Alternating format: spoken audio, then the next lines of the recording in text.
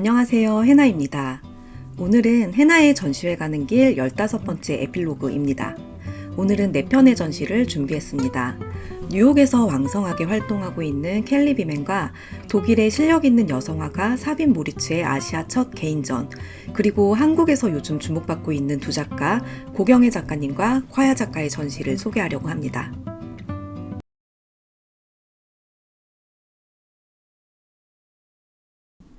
켈리 비맨은 뉴욕에서 활동하는 패션 일러스트레이터입니다. 보그지에 소개되는 한편 J.W. 앤더슨, 루이비통, 로에베, 토리버치 등 명품 패션 브랜드와 협업을 통해 인스타그램 셀럽들에게 유명해진 인물이죠. 2020년 루이비통 한정판 트래블북을 그리면서 더 유명해졌습니다. 페로탕 서울에서 열리는 이번 전시는 켈리 비맨의 첫 개인전입니다. 켈리 비맨은 이번 전시와 관련해 전 세계의 팬데믹 상황 속에서 우리가 겪는 고립된 상황 속에서도 자연, 가족, 친구들과 이어져 있어야 하는 필요성을 신화적인 구성으로 풀었다고 소개합니다. 팬데믹의 고립 속에서도 연결의 필요성을 느끼고 일상 속에서 더욱 이상적인 삶으로 탈출하길 바란다는 거죠. 켈리 비맨은 미술이 아닌 피아노를 전공했습니다. 그녀는 취미로 그림을 시작해 독학으로 성장한 예술가입니다. 부모님의 예술적 감각에 영향을 많이 받았는데요. 어머니와 아버지가 그림을 잘 그리셨고 특히 아버지는 스토리텔링에 탁월했다고 합니다. 예술을 사랑한 부모님 덕에 어린 시절부터 주변에는 아트북이 많았죠. 그녀의 수채화 작업은 2015년 패션하우스 J.W. 앤더슨의 주목을 받게 됩니다. 이후 2020년 루이비통 트래블북을 포함하여 패션 사업의 여러 콜라보로 이어지죠. 그녀의 인터뷰를 좀 찾아보았는데요. 당시 비맨은 뉴욕의 한 레스토랑에서 저녁 근무로 일하며 낮에는 그림을 그렸다고 해요. 작품을 세상에 공개하고 싶은 열망이 컸지만 어떻게 해야 할지 모르다가 2015년 인스타그램에 한 게시물을 올리게 돼요. J.W. 앤더슨에서 마음에 드는 옷을 발견해서 이를 스케치에 활용하고 인스타그램에 공유하면서 앤더슨을 태그한 거예요. 이때 앤더슨의 눈에 들어 다양한 프로젝트를 진행하게 되며 그녀의 커리어가 시작됩니다. 이번 개인전 위시에서 선보인 작품들 속 패션은 1980년대 여름에 유행한 트렌드에서 영감을 얻었다고 합니다. 어린 시절을 연상시키는 캐러멜이나 사탕 포장지에 그려진 스트라이프 패턴이나 파스텔 톤의 색감을 사용합니다. 비맨은 의도적으로 작품 속 인물들에게 단순하면서도 섬세한 패턴이 있는 하이패션 앙상블을 입혀서 부유하고 가상적인 놀이의 느낌을 표현해냅니다. 마치 패셔너블을 보는 것 같은 스냅샷들인데요.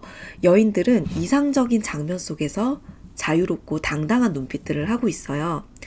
이번 전시의 메인 작품 드러머는 소설 양철북이 모티브가 된 작품입니다. 퀸터그러스가 1959년에 발표한 이 작품은 오카 마체라트라는 소년이 그가 만들어낸 그만의 영원한 어린 시절 속에 정체되어 있잖아요. 오로지 그만의 현실을 지배하죠. 이것은 비맨의 작품 세계와 잘 연결되는 흐름인데요. 비맨은 자신이 원하는 현실을 구현하길 바라는 갈망과 어린 시절의 천진함의 필요성을 끊임없이 상기시킵니다. 비맨은 팬데믹 속에서 갈등과 불만이 스며들었고 사랑하는 사람을 잃는 슬픔을 겪기도 했어요. 이 시기를 통해 특정한 시간이나 장소로 달아나거나 돌아가고 싶은 열망에 집착했다고 해요. 그러한 마음이 그녀의 작품 속에서 표현됩니다. 비맨의 작품 속 인물들은 이상적인 시간과 공간 속에서 자신이 쟁취한 아름답고 당당한 모습으로 자유롭고 늠름하게 서 있습니다.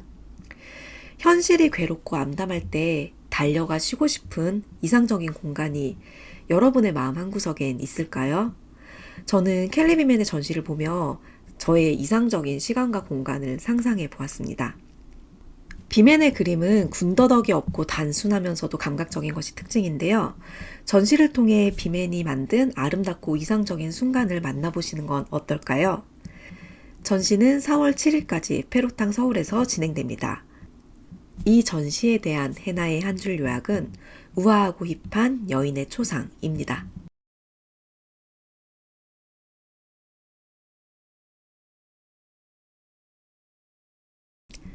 사빈 모리츠는 1969년생 독일 출신의 여성 작가입니다.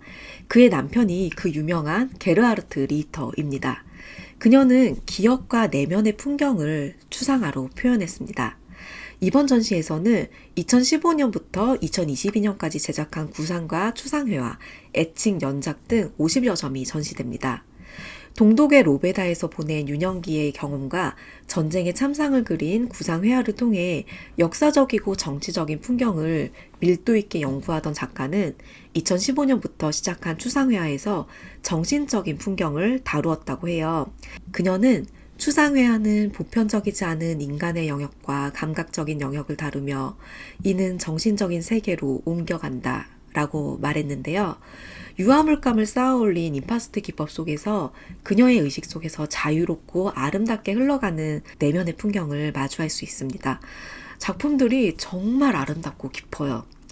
전시의 제목은 스프링, 서머, 어텀, 윈터 같은 사계절, 그리고 마치, 랜드, 우드, 윈드 등의 계절과 자연, 안드로메다, 카시오페아와 같이 신화적이고 우주적인 영감을 잘 드러내는데요. 사빈 모리츠의 내면의 기억과 풍경을 따라 변해가는 아름다운 변주를 만끽할 수 있습니다. 아름다움, 강인함, 우아함, 자유로움이 그녀의 작품을 타고 흘러넘칩니다. 깊이 있고 아름다운 추상회화를 만나고 싶은 분들은 이번 전시를 놓치지 마세요. 전시는 4월 24일까지 진행됩니다. 이 전시에 대한 저의 한 줄 요약은 마음을 사로잡는 강렬한 내면의 풍경입니다.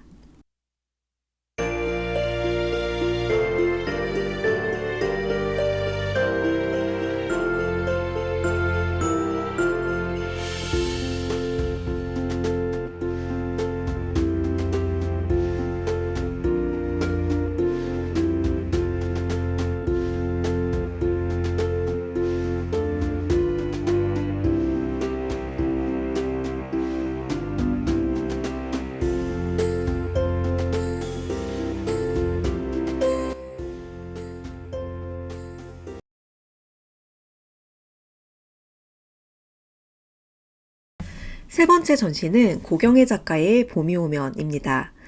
정성갑 대표님이 운영하시는 클립에서 열리고 있는 전시인데요. 처음에 예약을 하려고 연락을 드렸는데 예약이 이미 다 찼다고 하더라고요. 고경혜 작가님의 인기를 실감할 수 있죠. 다행히 자유관람이 가능했던 목요일에 전시를 다녀왔습니다. 고경혜 작가님의 작품은 단순하면서도 개성있고 따뜻해서 제가 참 좋아하는 작가님입니다. 작가님은 공무원 출신으로 청와대 대변인실에서 일하시다가 일본 센다이 총영사관으로 가시게 돼요. 여기서 2년이 지났을 때 총영사관 새 공간으로 이사하며 한일문화교류전이 열렸다고 하더라고요. 전시회에 걸렸던 와타나베 다케이코의 작품을 본 것이 시작으로 그림을 그리는 삶을 시작하시게 돼요. 독학으로 유아바이블 2권을 주문해서 대생, 물감 사용법 등을 기초부터 독학을 익히기 시작합니다. 가끔 아카데미 교육을 받지 않으면서도 굉장히 개성있고 재능 있는 작업을 하는 작가님들을 만나게 되는데요. 고경혜 작가님의 그림도 마음을 사로잡는 힘이 있더라고요.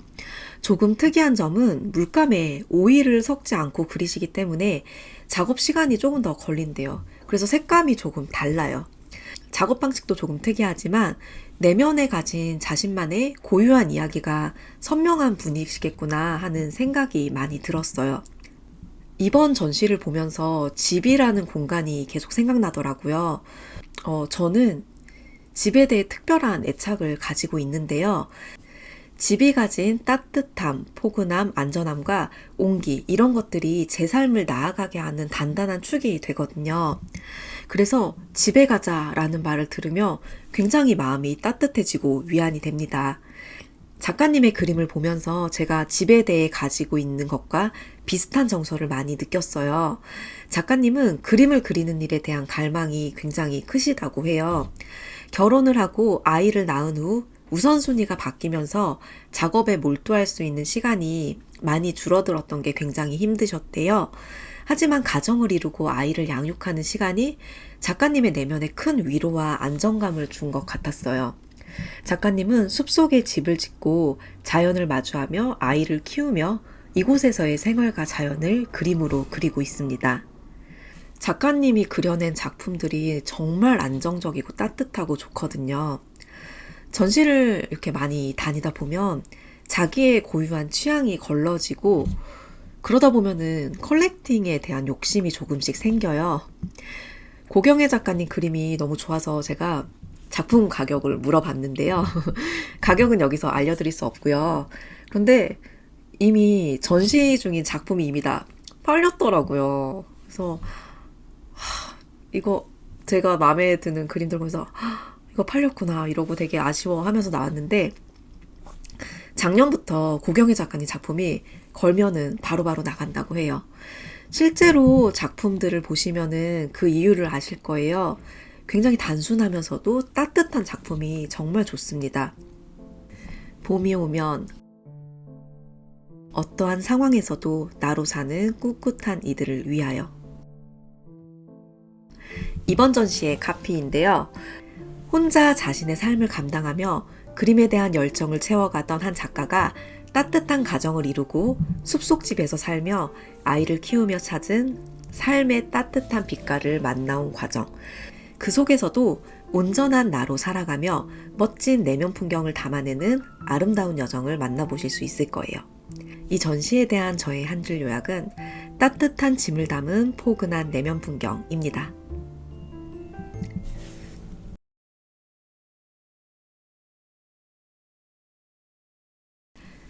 마지막 전시는 콰야 작가의 네버들레스, 그럼에도 라는 전시입니다.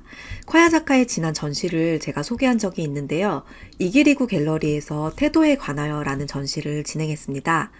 오른쪽 아이카드 클릭하시면 보실 수 있습니다. 그때 전시가 너무 좋기도 했고 개인적으로 콰야 작가의 작업들이 참 좋아해서 이번 전시도 다녀왔습니다. 지난 전시에서는 동심에 닿아 있는 콰야 작가의 아름다운 작업들을 봤었는데요. 이번 전시 그럼에도는 작업에 대한 작가의 진지한 고민을 마주할 수 있습니다. 콰야 작가는 매일 일기를 쓰듯 그림을 그리고 있는데요. 이번 전시에서도 그의 그림 속에 소년과 고양이들을 만날 수 있어요. 전시 중간중간 그림과 함께 벽에 기록된 작가의 글을 읽을 수 있는데요. 일상 속에서 사유의 순간들을 포착하고 글과 그림으로 기록한 과정을 볼 수 있어서 이번 전시를 통해 콰야 작가에게 친근하게 한 걸음 더 다가간 기분이 들었습니다. 콰야 작가의 이번 전시의 키워드를 3가지로 정리해 보았어요. 창작, 풀과 꽃, 춤입니다.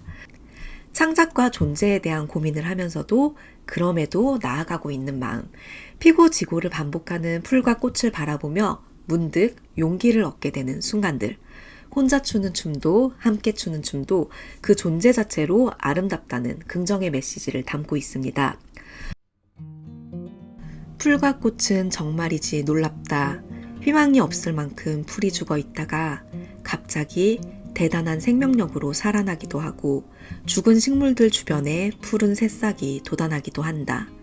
작은 봉우리는 수많은 꽃잎을 물고 있다가 일순간 아름답게 개화한다. 피고 지길 반복하는 꽃을 바라보면 새삼스럽지만 생명이란 참 신기하고 경이롭다는 생각이 든다. 혼자 추는 춤은 스스로를 돌아보고 깊은 생각을 밖으로 꺼내게 해준다고 생각했다. 춤은 함께 춰야 의미가 있는 게 아닌가 생각했는데 함께 추는 춤의 아름다움과 혼자 추는 춤의 아름다움을 견줄 수 없다. 춤을 추는 행위 그 자체로 아름답다.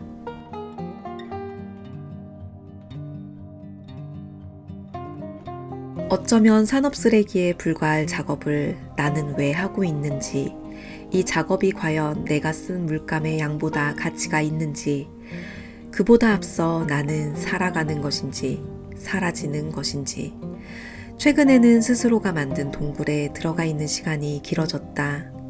그 시간이 어둡고 축축하지만은 않다. 스스로 질문하는 행위는 그럼에도 불구하고 나를 앞으로 나아가게 만든다고 믿는다.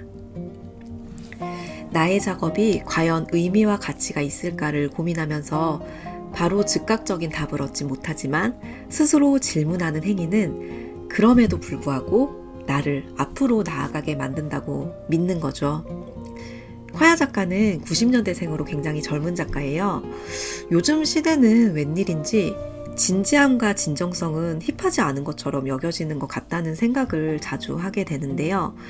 하지만 이분은 진정성 있게 진지한 고민들을 하면서도 굉장히 힙하고 개성 있는 작업들을 이어가고 있다는 생각이 들어요.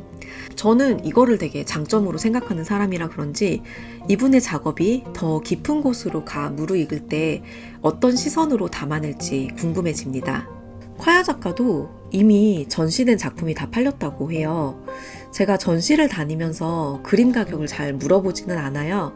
그런데 그림을 소장하고 싶을 때는 꼭 물어보거든요. 근데 이미 다 팔렸으니까 앞으로의 날 중에 콰야 작가의 작품과 제가 인연이 될지 한번 기대해 봅니다. 그럼에도 불구하고 겨울이 지나면 봄이 오고 오늘이 지나면 내일이 온다.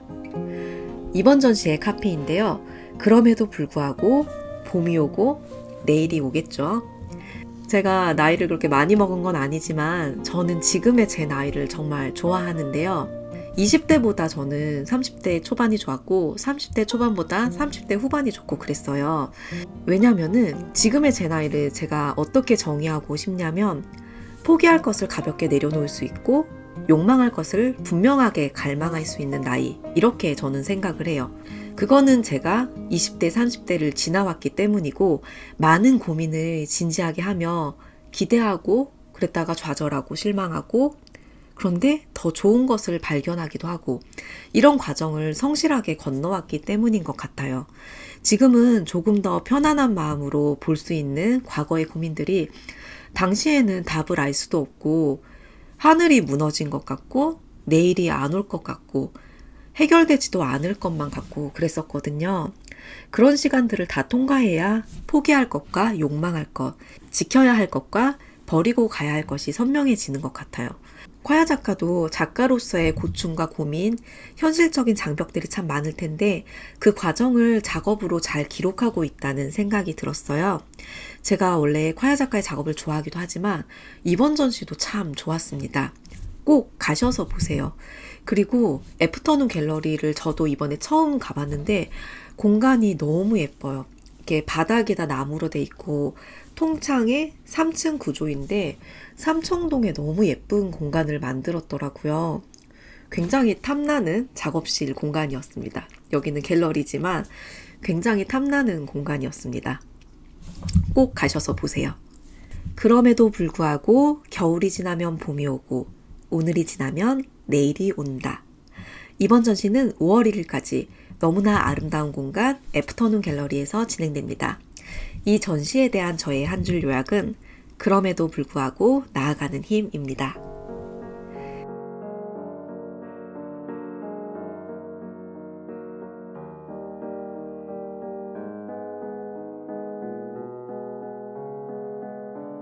Well, I was the guest of honor to watch the slaughter of peasants who had dared to try for freedom. With suits and dresses and priceless frescoes, I passed the marble halls to reach the banquet. The dukes and lords were gathered. 이렇게 해서 4편의 전시를 소개해드렸는데요. 저는 해나의 전시회 가는 길 16번째 에필로그로 다시 돌아오겠습니다. 여러분 따뜻한 봄 되세요.